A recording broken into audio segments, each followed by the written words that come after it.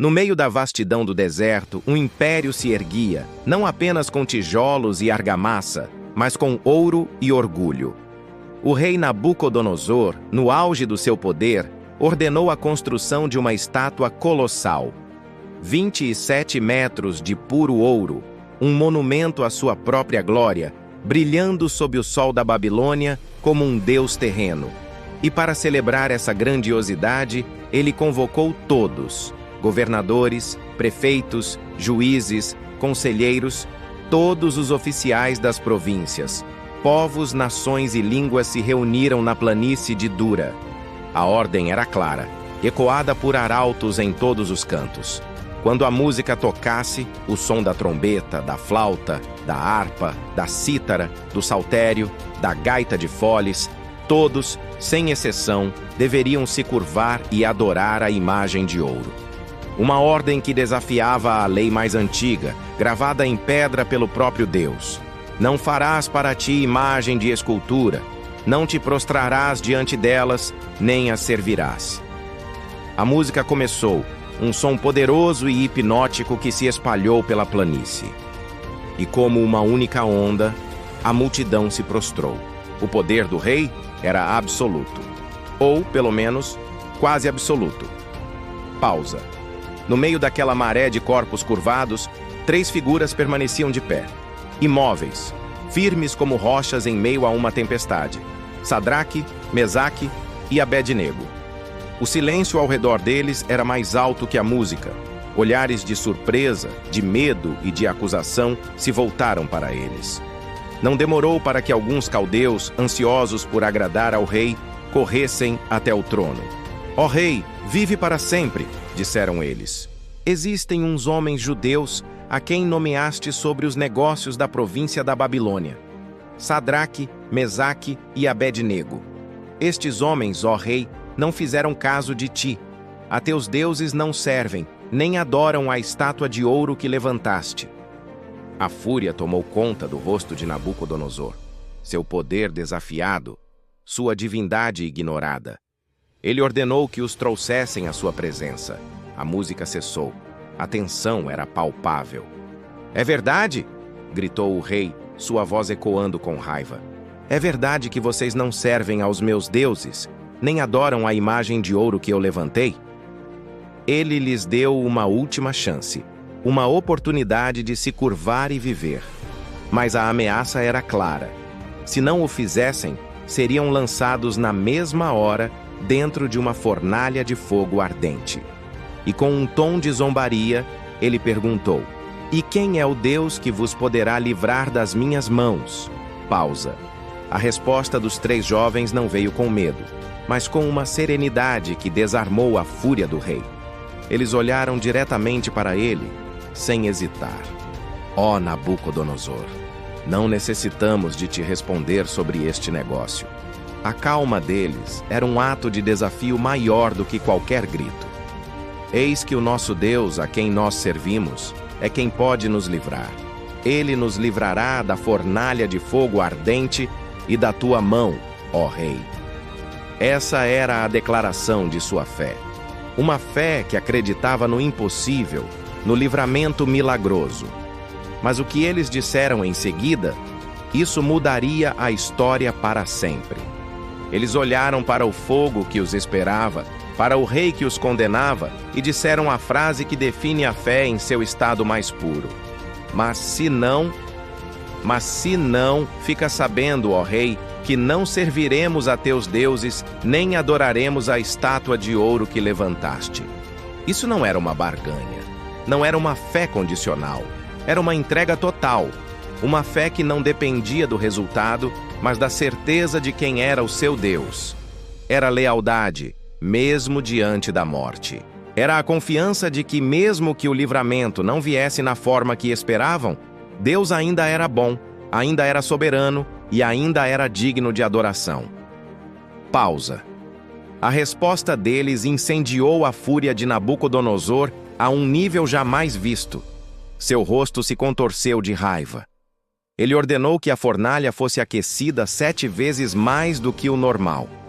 O calor se tornou tão intenso que era possível senti-lo a metros de distância. O ar crepitava. Os soldados mais fortes do exército foram convocados para amarrar Sadraque, Mesaque e Abed-nego. Eles foram amarrados com suas próprias roupas, suas capas, túnicas e chapéus. Não havia chance de fuga. Eles foram arrastados até a boca da fornalha, um portal para o inferno na terra. O fogo rugia como uma besta faminta. As chamas dançavam, lambendo o ar. A ordem foi dada. Os soldados os empurraram para dentro. Mas o calor era tão violento, tão avassalador, que as labaredas que saíam da fornalha mataram instantaneamente os próprios guardas que os lançaram. O fogo consumiu os executores antes mesmo que os condenados tocassem as brasas. Por um instante, só se ouvia o rugido do fogo. 3 homens amarrados caíram no coração das chamas. Para a multidão, era o fim. A punição final pela desobediência. Pausa. Mas então, algo extraordinário aconteceu. Dentro do fogo, um silêncio sobrenatural pareceu se instalar. O rei Nabucodonosor, que observava atentamente para garantir que sua ordem fosse cumprida, levantou-se de repente, espantado. Ele se virou para seus conselheiros e perguntou com a voz trêmula: "Nós não lançamos 3 homens amarrados dentro do fogo?" Eles confirmaram: "É verdade, ó rei." Mas os olhos do rei viam o impossível. "Eu, porém," disse ele, "vejo 4 homens soltos passeando dentro do fogo, e eles não sofrem dano algum. E o aspecto do quarto é semelhante ao filho dos deuses." As chamas que deveriam destruir agora iluminavam. O fogo que deveria consumir agora revelava. Lá dentro, no lugar mais improvável, a presença visível de Deus caminhava com eles. As cordas que os prendiam foram as únicas coisas que o fogo queimou. Eles estavam livres, não fugindo do fogo, mas caminhando em paz dentro dele. A figura luminosa ao lado deles era a promessa cumprida de Isaías: "Quando passares pelo fogo, não te queimarás, nem a chama arderá em ti." Deus não os salvou do fogo. Ele os encontrou no fogo. Pausa. Chocado, Nabucodonosor se aproximou da boca da fornalha. O calor que matou seus melhores soldados agora parecia contido por um poder invisível. Ele gritou: "Sadraque, Mesaque e Abed-nego, servos do Deus Altíssimo, saiam e venham aqui." E eles saíram. Diante de toda a corte, de todos os governadores e conselheiros, eles caminharam para fora das chamas.